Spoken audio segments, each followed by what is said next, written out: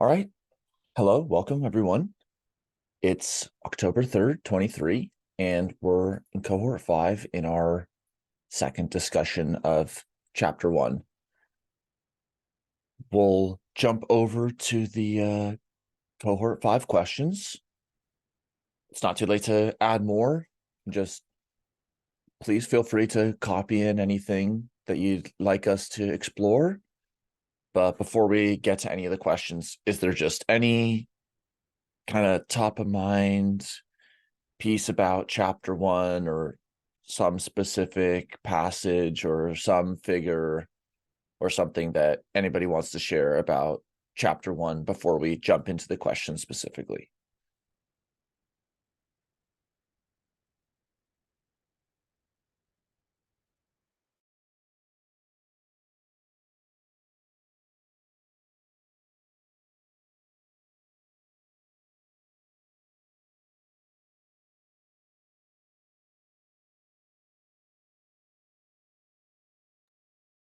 Okay. Let's go into the questions. We'll just go through them, and again, you can continue to add more or upvote them as we continue. Question about modeling as action. It seems that modeling is still abstract and based on observing and making effort to understand dynamics, dimensions, behaviors of given systems, i.e. modeling still seems theoretical, possibly distinct from applying models and interacting with systems in the wild. Of course, observing and documenting are also actions. However, the systems and behaviors being observed would be the primary actors expressing a rich, complex range of acting. In cohort 4, chapter 1 discussion arose a question about observing versus acting. I guess it's well documented there, inextricably intertwined.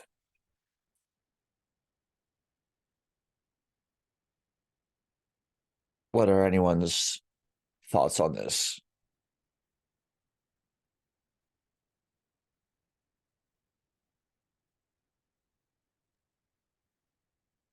For me, the perception action loop seems to be more in line with how we're making policy decisions, and not necessarily at this point about how we're mapping, how we're moving. And so, I don't know if that's not, if we can kind of avoid conflating those two, just to get the gist of where we're at in the book. For me, seems to be cogent. Thank you. Jesse?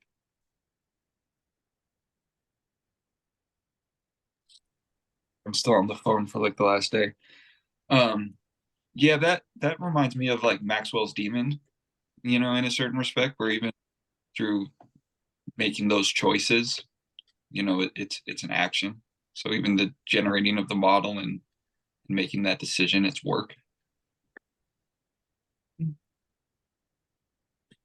That's also a very interesting point. It seems like the questioner recognizes that making a model is something that a person can do, like a researcher or scientist may do it. So if you're thinking from the perspective of the modeler, of course, modeling is an action. Applying a model, that could be both abstracted and still an action. I mean, you could abstract away from the rat in the tea maze, like an example that we'll come back to, or a frog jumping out of the hands, which we'll come back to. You can abstract that situation and model it, and then you could apply that model. But once you're in the map, as opposed to the territory, then there might be things that the territory could do, like the rat could jump out of the maze, but your model might not reflect that. And this is also a very rich question about observing versus acting. We can revisit, but action is not just overt, gross bodily movement. Action is conceived of very broadly in arbitrary spaces. And so there's several ways that even in a situation that might be seen as a passive observational setting, there's several ways which action comes into play. So visually, eye saccading is a situation that's been modeled a lot in active inference. So looking through a visual scene, there is still an active policy selection ongoing about where the eyes move, but that's still bodily in a sense. But even more cognitively, perception is augmented by attention, and attention in active inference is modeled by an internal policy decision. So kind of like where to shine the internal spotlight, or how diffuse or how focused to shine the attention spotlight, that's modeled as an internal or covert policy. So there's definitely a lot of ways in which action and perception intertwine through the loop and otherwise. And this is, ironically or not, a theoretical question about modeling being theoretical or not. Whereas once somebody puts something on paper and gets into the process of iterated modeling, then it just becomes resolved in the actual what it is that they're doing. And once you put the model on a piece of paper or computer, it's not, it still may be theoretical, but it is also embodied. So just to clarify something, restraint would be considered an action. Is that correct? Restraint? Not taking action, choosing to not take action. That's a great question. There are several ways in which timing your take is modeled. Often kind of like a null action is provided as an affordance. So the rat is in the T maze, they can go up, down, left, right, or stay. And then through time, it might select staying. So it's like selecting an action, but it's kind of like a null action. So in one conversational sense, you could say it didn't do anything, but because the model must update every time step, you have to provide an affordance that does nothing. So the selection is the action. Go ahead. Doesn't a null action really make more sense? There's two ways that null action can be. It's either not modeled or it's intentionally masked. And so once you get into nested models, null action makes more sense as an intentional negation of action. So where would indecision lie? Or would that just be, how would you frame indecision in that context? Okay, so first to the let's say we're writing out a number. So this is our action space. Writing out a number that's, we're writing out our favorite number. We expect and prefer it to be, this number that we love. And this could be modeled as a single level model. So then the affordances would be all the numbers that you could write down. Or it could be like a nested model where we're going to write down like the hundreds place, and then the tens place, and the ones place. And so like all the decisions you can make about the ones place are nested within the tens place. So that's the kind of nested architectures, or you could make it a single layer model to reference Andrew's point. Indecision, and then let's just say we have one model where you can write down 0 through 9. Those are, so at every click of the model, it must decide 0 through 9. Another model, you could say 0 through 9 or pause. And so that model, depending on how the parameters are set, so essentially how the cognitive diversity is in that moment, maybe one agent just waits, Another agent writes down a 3 in the hundreds place and then waits. Indecision, you could kind of unpack that in a few different ways. One agent might have very high precision that they know that they want to wait. So that would be indecisive in a way about what number it would be, but they would be highly precise about what policy they wanted to engage in. Another flavor of indecisiveness would be if the different options, different affordances were kind of equally or similarly salient. So that kind of indecisiveness is like, there's multiple options and I'm not sure which one to pick.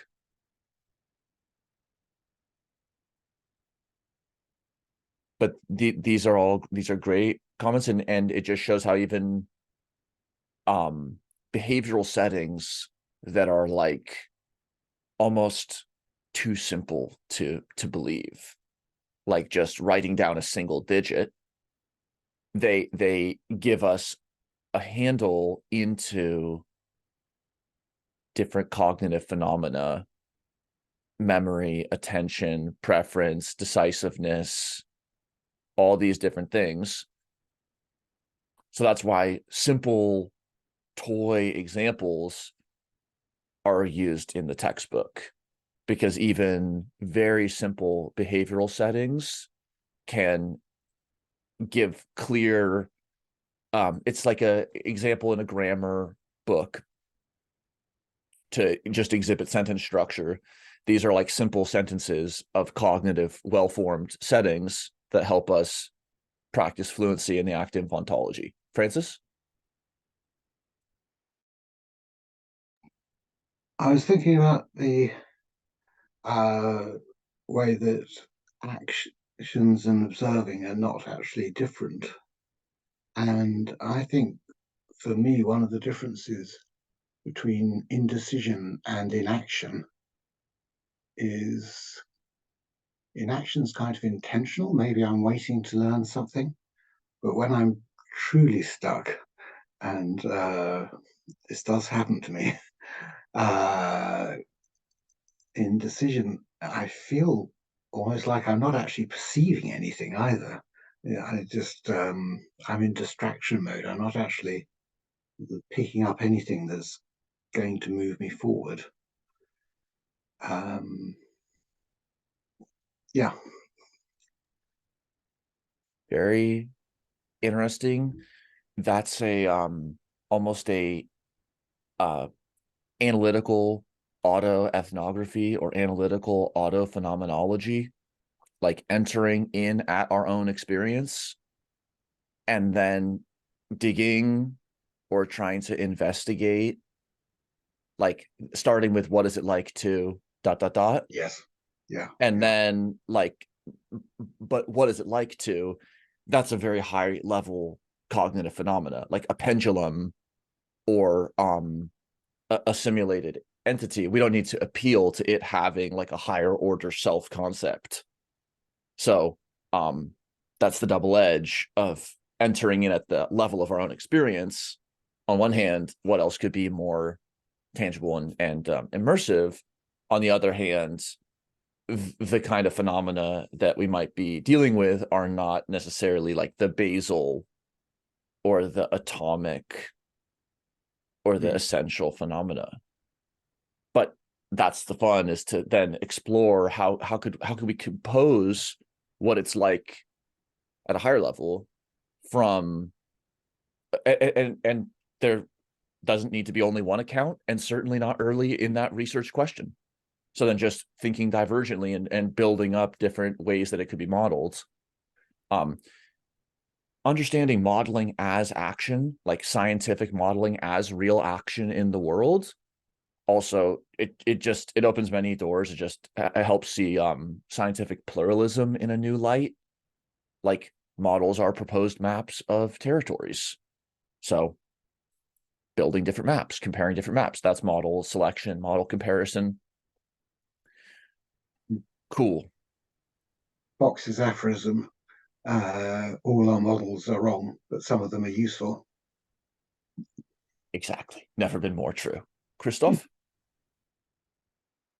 Yeah, I was just kind of wondering, like, if action in the sort of active inference setting can be really understood much more technically in a sort of, thinking about this in a sort of more like a graphical way, as in there's some sort of state machine that, the representation of the internal states of an agent, and whenever there's any kind of transition in that, that's essentially an action. Something is happening, and what is the meaning of that action is completely arbitrary. We may in our model, we may assign the meaning of that action to be some kind of mental transition.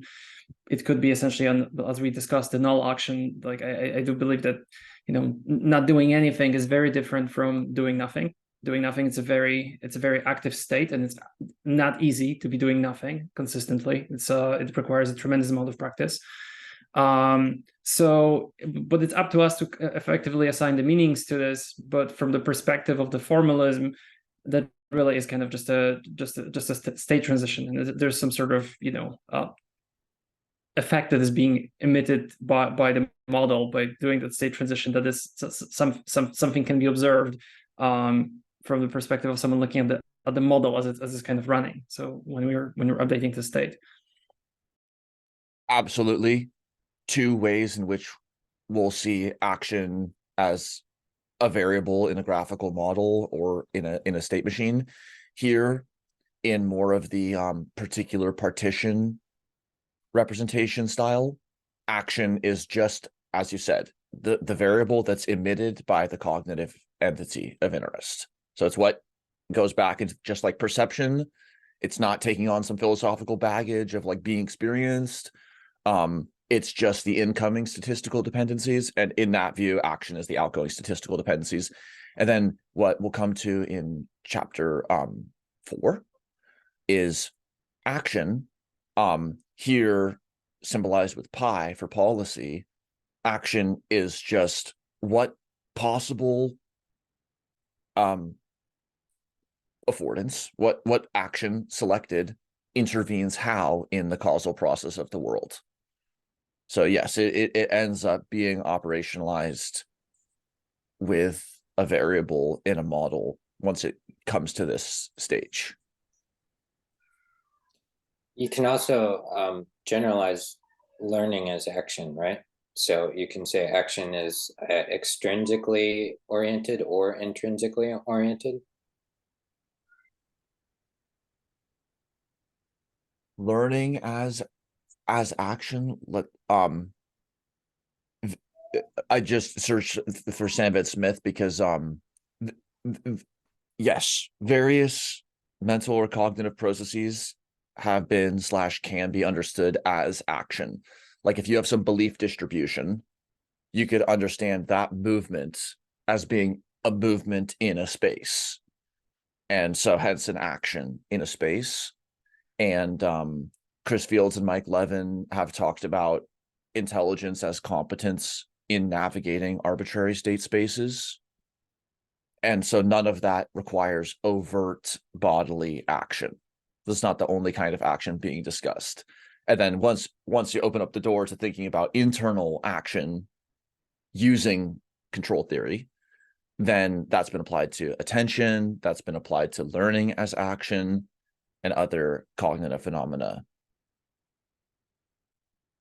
Okay, awesome, great question. Okay.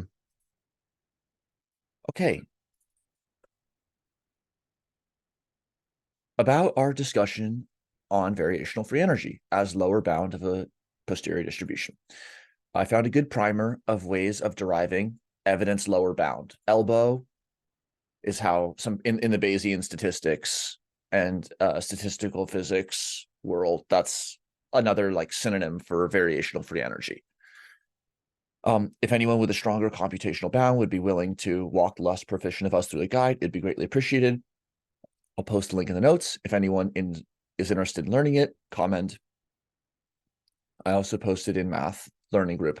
Math learning group is just kind of, it's another math learning space people can read through it and peruse. There's no like side group. There's also currently no other meeting time, but in some past times, people on the more basic or fundamental math learning side of the picture, or more on the like rigor and theorem proving side, they've wanted to kind of specifically focus on the math. So perhaps comments on that question, or you know, write more here, or write a comment or anything if you want to explore that more. But looks good. And we'll come to some of these like mathematical technical things, like they will come up in the coming chapters. But it's great that someone's thinking also ahead about this in chapter 1. Cool. Well, if anybody has more questions, they can just paste them in this cohort 5 section. We can look to the overall questions on chapter 1 and kind of look at some of the most upvoted questions and just kind of review these questions that have been posed. Some of them are totally core great points, or someone can just raise their hand and like, please feel free to just add any point or ask any question. Andrew, and then anyone else. Yeah, I just thought of a question. I can add it too. One thing I'm curious about the whole active inference paradigm and its associated concepts, Bayesian mechanics and whatnot, is whether there's a good idea of what's really state of the art and sort of loosely held beliefs versus things that are really cementing and propagating as like pretty darn sure this is the way we should think about various phenomena. So what are the loosely held beliefs in this space versus the strongly held ones? Great question. There's there's a lot to say on that, and I hope, as you know, through time we'll continue to develop better answers to that. I'm thinking of how to reflect what has been happening very rapidly in the last few years to address your question. I'll just give kind of one historical note just to kind of plant the seed there. Karl Friston and colleagues in the late 1900s working on neuroimaging and fMRI in the neuroimaging unit at UCL. And so that's the development of the statistical parametric mapping, or SPM, toolkit. And so that's the most widely used neuroimaging sensor fusion toolkit. That's what made Karl Friston the most cited neuroscientist. At the beginning of the 2000s, Karl Friston and colleagues begins developing what was the free energy principle, which was this idea that there could be a unified imperative or a unified principle for all that cognitive systems do, unified imperative for perception and action. And in some papers between 2006 to around 2012, there were a lot of initial forays. As far as I understand, there's no major branch that was like totally repudiated. However, there were different equations where, you know, a tilde had to be unpacked or a term had to be added. Between around the 2010 to 2020 decade, there were increased applications which provided a different kind of support or belief confirmation, which is to say it wasn't just about the analytical formalisms like transforming well between each other, but also brought in like a level of explaining and predicting empirical data. And for example, the work of Ryan Smith in computational psychiatry. And during that decade, also, there was a cohort of graduate students and other researchers like Maxwell Ramstad, Axel Constant, et al., who were beginning to say, well, free energy principle for the brain, which was like Karl Friston's very well cited 2010 paper. It's like, well, it's not just about the brain. We can expand this to think about like ecosystems. And so that kind of brought in like this multi-scale modeling angle. And then over the last few years, much of which you can find reflected in the live streams, some of the specific angles that connect it to physics, which is now known as Bayesian mechanics, but Bayesian mechanics was not a term used in this way several years ago. But Bayesian mechanics brought in a new level of rigor and grounding, and it recontextualized some of those formalisms that had been proposed going back to 2006 and everything. It recast those in terms of the generalization direction in physics, and put Bayesian mechanics as a mechanics along, which, but not a reductionistic or material account, but a mechanics of Bayesian systems, and put that alongside Newtonian mechanics, thermo-informational, and quantum mechanics. Livestream 49 with Dalton Sachs-Dividevel has some of that discussion. And on the quantum side, Livestream 40 series with Chris Fields, and also Chris Fields' ongoing physics course. Those represent some of the most ongoing developments in re-understanding free energy principle as principle, active inference as implementation approach, and then Bayesian mechanics as how that happens. And again, that didn't necessarily repudiate earlier work. It helped understand its scope, though. And then in more targeted areas, people occasionally do write sort of review pieces, which we can talk about, but you know, the state of the field is in some ways what people say here and in the literature that's assembled. Okay. Yeah. So to synthesize what you're saying, essentially the newer research is reconceptualizing and clarifying earlier stuff. So helping put it on more solid epistemic foundations. So really the new stuff is pretty, there's a lot of truth behind it. It's not sort of tentative exploration in terms of like the Bayesian mechanics seems to really be getting a foothold in the physics world, and rather than being sort of tentative. I would agree with that. I think that's for each person to evaluate. I'll just point to this 2010 for the 2010 Friston paper that I mentioned there.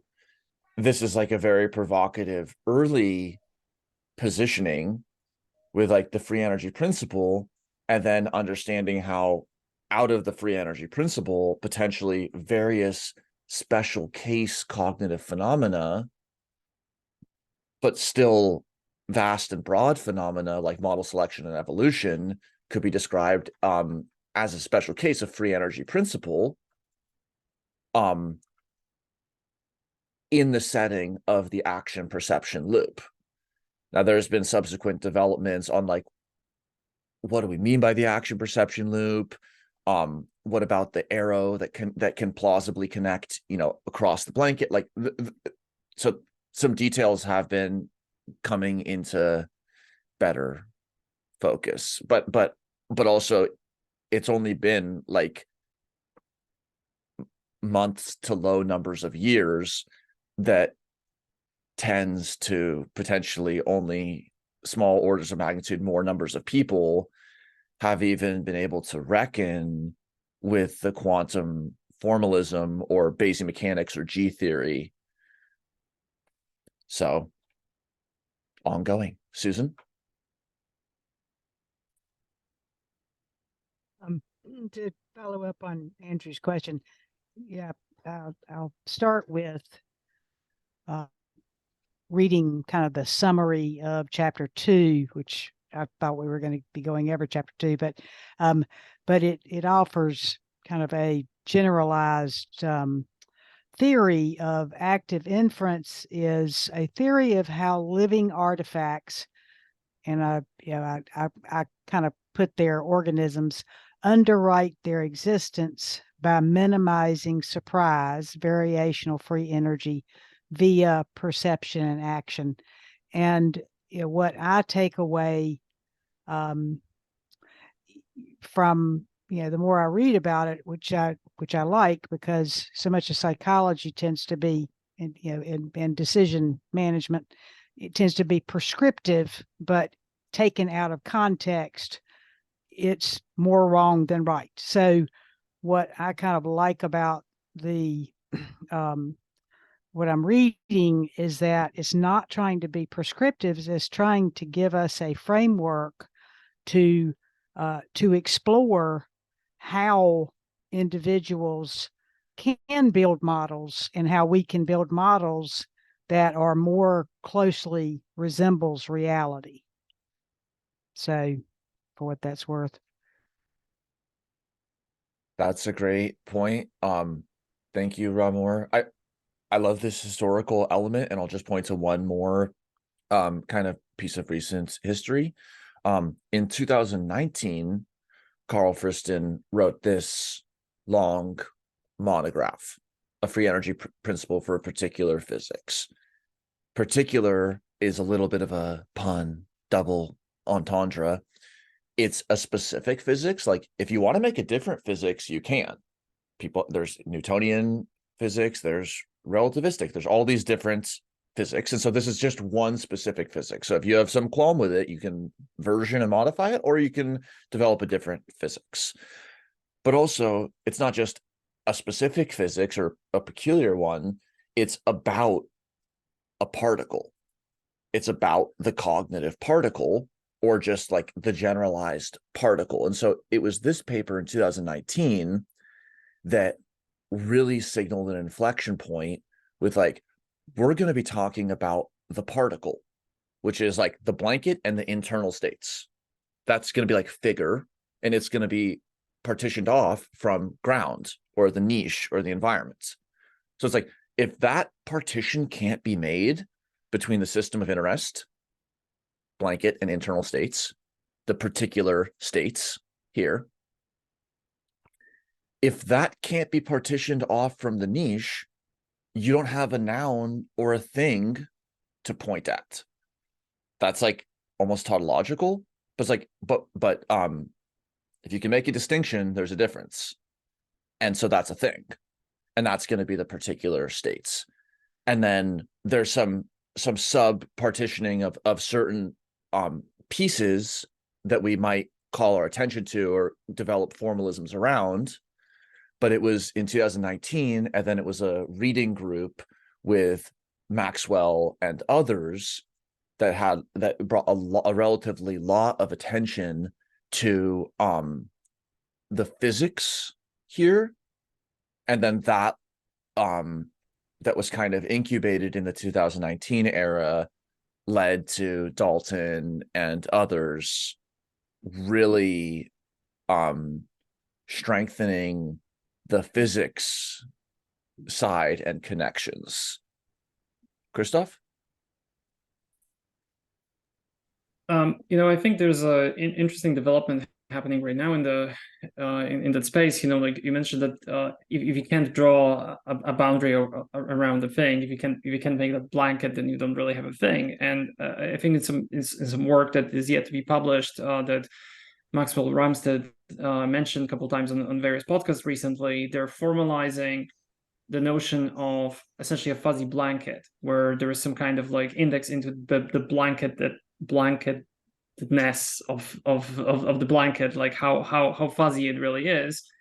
And my prediction is that it's going to turn out to be something along the lines of that the distinction is always somewhat arbitrary, that at a certain scale you have a thing, and at a certain scale there is no thing.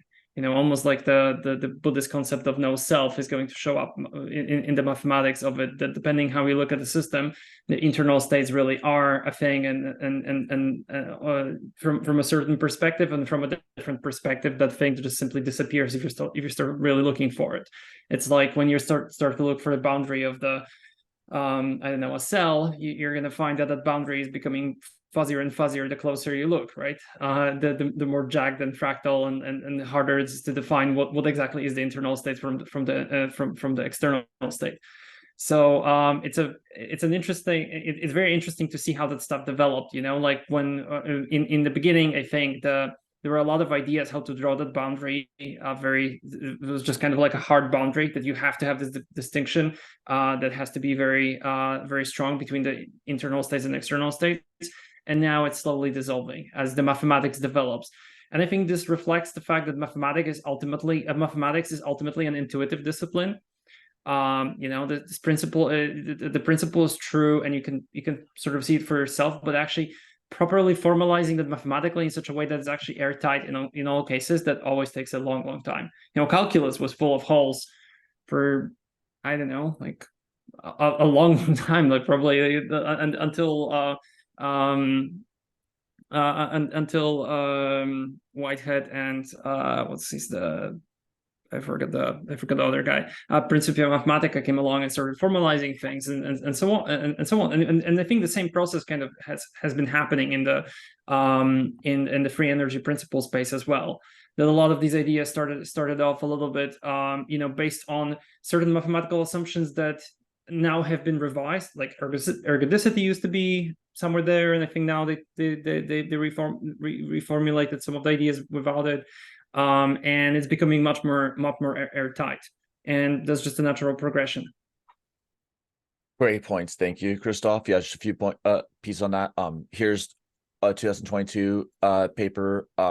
Perhaps not the only or the total work, but the blanket index was proposed, which is kind of like a 0 to 1 continuum about like fuzzy or dynamical or wandering blankets, but being able to recognize from empirical data and not have the particular partition be an a priori that then dictates the subsequent analysis, but enable the discovery of things to be part of the analysis process. Those are great. And then also, especially with Chris Fields's work on the quantum information sciences and Mike Levin's work on polycomputing, there is also the increased focus on like the observer playing a fundamental role.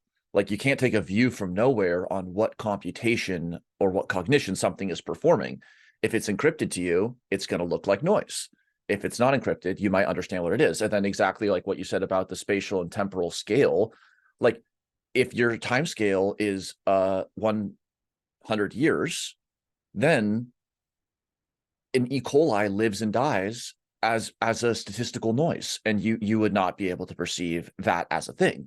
Whereas if it was a picosecond time interval, you wouldn't perceive action occurring. And so 100% it's about like zooming in and zooming out and finding salient spatial and temporal scales of analysis, which comes back to the modeling as action. There's just no model without a modeler, and there's no observed without the observer. And so some of these points are, and then you pointed to some more technical discussions on ergodicity and requirements around that. But these we're reading the first textbook of active inference, which realistically is not so much longer than, for example, step by step. It is different, but this is not a massive textbook. However, what Sanjeev Namjoshi is doing is incredibly comprehensive, and may his textbook coming out within the coming 12 to 18 months or whatever it is, that will speak to this question in a way that the textbook that we're discussing here doesn't lay it on so thick. But yeah, these are epic discussions, and this is just like being in the game to even enter the slipstream to try to understand these, and also like to understand where it's like, okay, ergodicity, just like, all right, it is that is how it is, and people are working on those questions. Susan? Yeah, it's definitely upending a lot of economic and other horrible models that just don't suit the world anymore.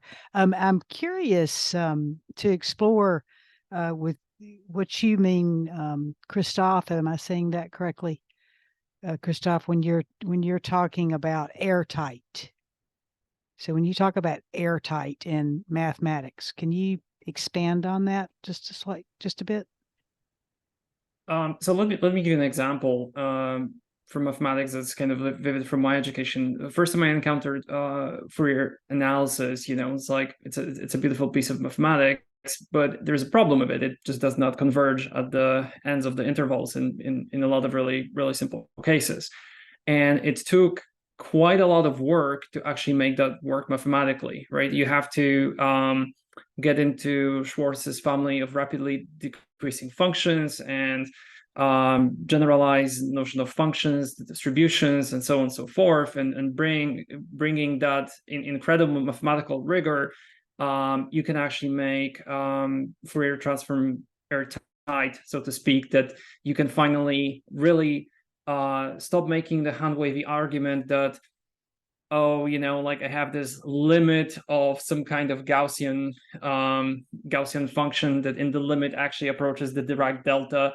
but there's a precise way of defining that in terms of Schwarz's rapidly decreasing functions and so on and so forth.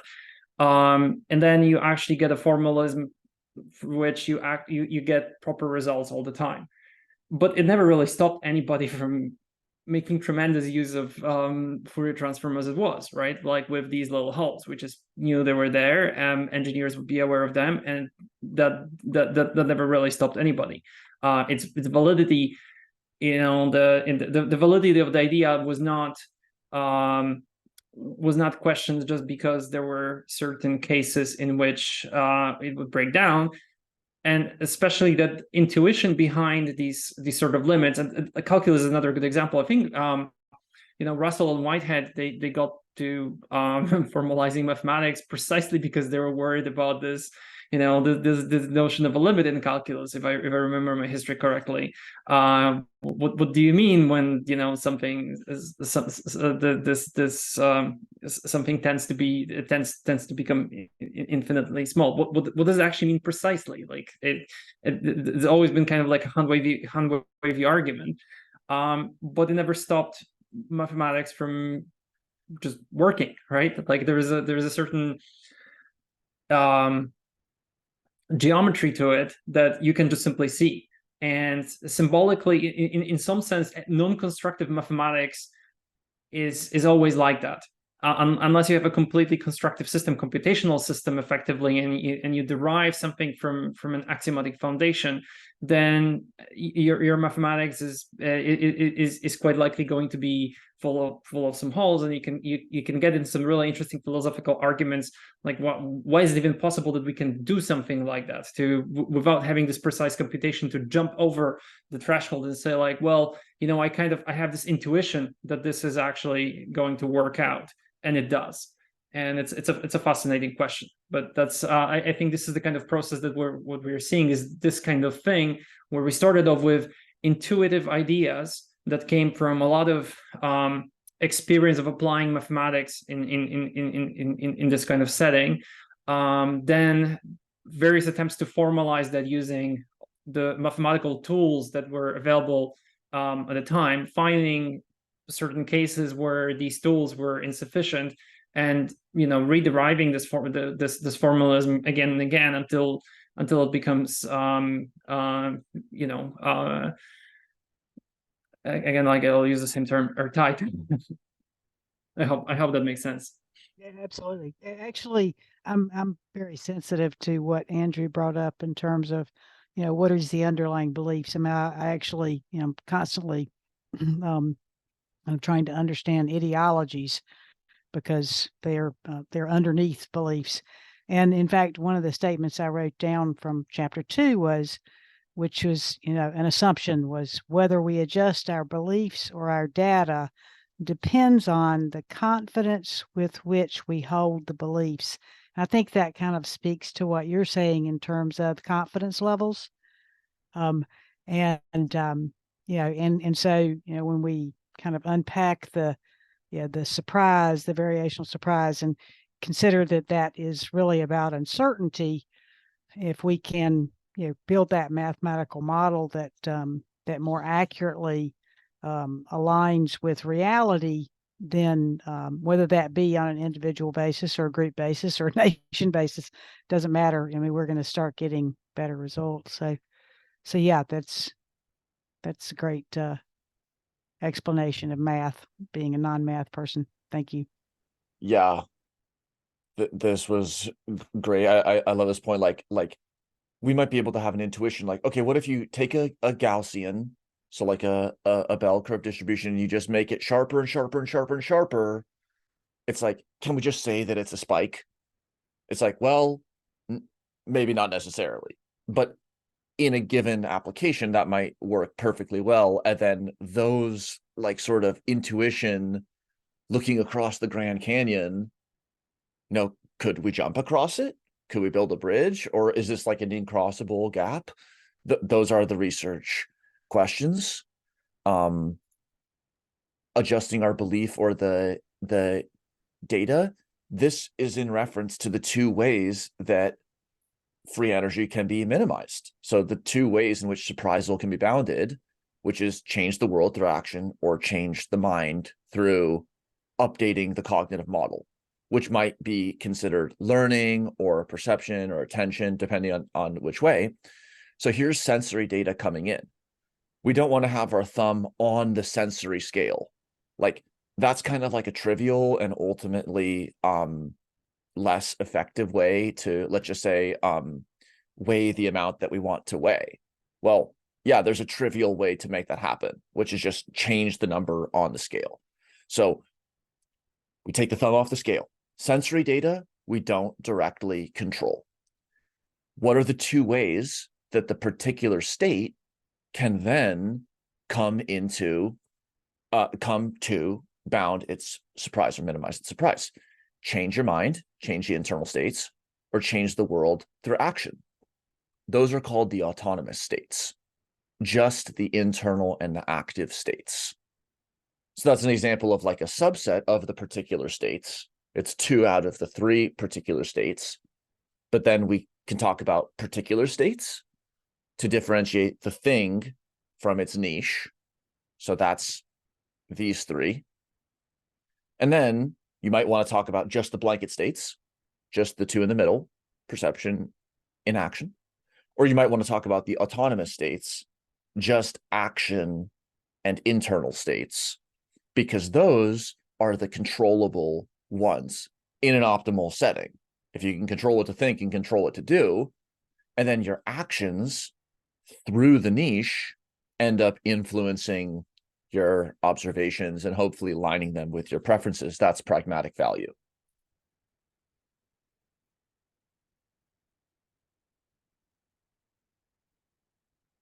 Cool. And figure 1 and 2. Figure 1-1 kind of grounds us in this fundamental agent world interaction. So this is even simpler than the 4-fold partition that we see here. this is just kind of the two-fold partition, just figure from ground, or like agent from niche, agent-based modeling.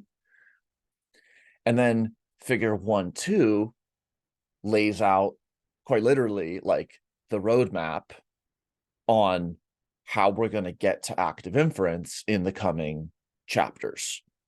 The low road is a how question. It starts with Bayesian statistics, and it's going to work up towards Bayesian cognitive models. But Bayesian cognitive models could be of any kind. You could interpret a program as a Bayesian cognitive model, or there's nothing about an arbitrarily constructed Bayesian model that makes it like adaptive in the niche. But that's the how. And then coming from the high road, which is chapter 3, we have this persistence or repeated measurements imperative. Things that can't be repeatedly measured are going to be understood to be noise and not signal. They're just not persistent long enough to be measured. So as an observer, it isn't a thing in our data if it's changing at a time scale faster than our like persistence can understand, or slower. And then when that gets turned back on the agent itself, as long as you're remeasuring your body temperature to be in a homeostatic range, you're alive. And so that's how the survival or self-organization or self-evidencing is understood. But this doesn't uniquely suggest a how. There might be different ways to develop self-organized, self-evidencing, surprise minimizing, Markov blanketed systems. But the roadmap of this textbook is that in chapter 2, we're going to learn about the how, and about how Bayesian statistics and updating can be used to develop models of perception and action.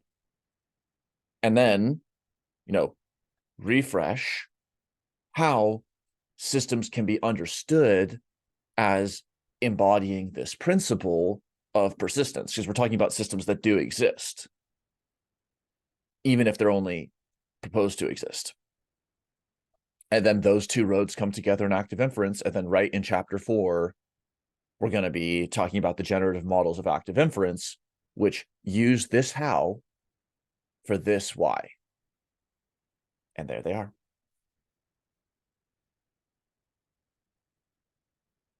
Yeah, in the last minutes, anyone have any other thoughts on one, or about like where we're heading in the coming weeks?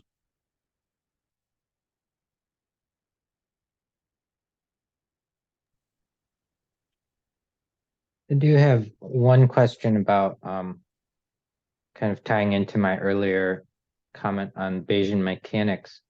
Do you have a feel of what whether we touch on the connection mentioned in Bayesian mechanics between I believe it's called entropy maximization as like the external view, and I think the textbook is mostly this sort of internal view, but whether we touch on that other piece at all? Great comment. So the work of Dalton and Maxwell and others, check out livestream 49, or the guest stream with Dalton. Let's see what number that was. Guest stream 23, rebooting the free energy principle literature. In this work, as you alluded to, it came to be understood and demonstrated that the free energy principle is like the view from the outside on persistence, and then the constrained maximum entropy principle, CMEP, is like the view from the observer, which is like we should kind of be like maximally agnostic about what that thing is going to do, but no more agnostic than that. And then the view from the inside is the free energy principle, and they unpack this in this work. It's not heavily addressed in this textbook, as it was more of a recently breaking and more technical point. But these discussions help connect FEP with CMEP.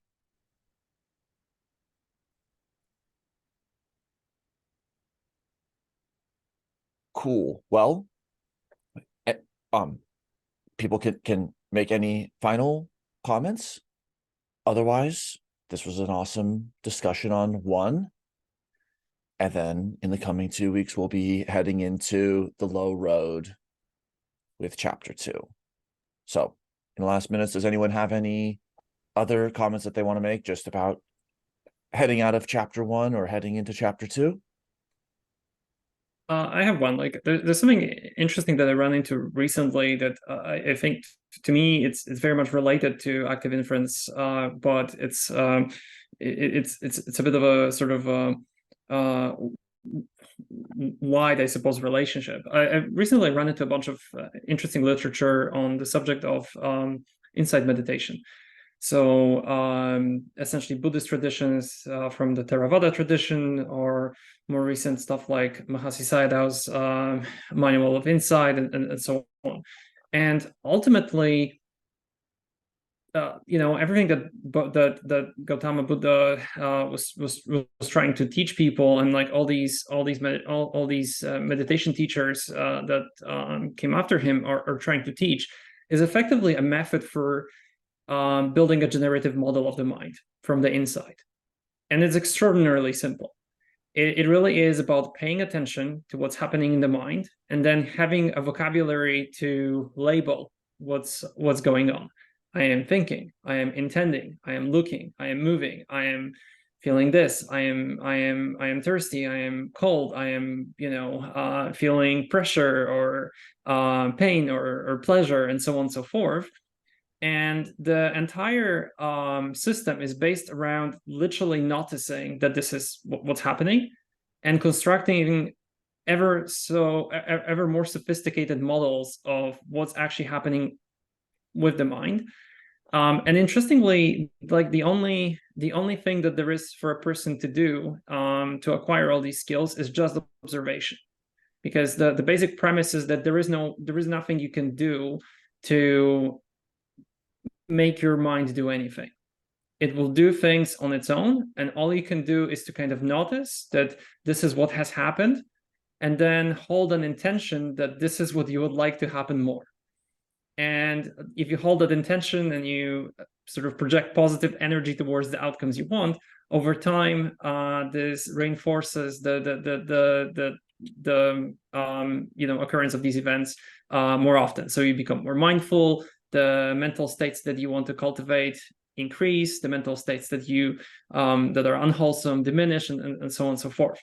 But it's really fascinating if you start thinking about this in terms of literally constructing a generative model, that I have a model of what my mind might be doing, and in every moment of perception when something is happening, it hits the model, and I can see like, oh, these are, of all these states that I have mapped out, this is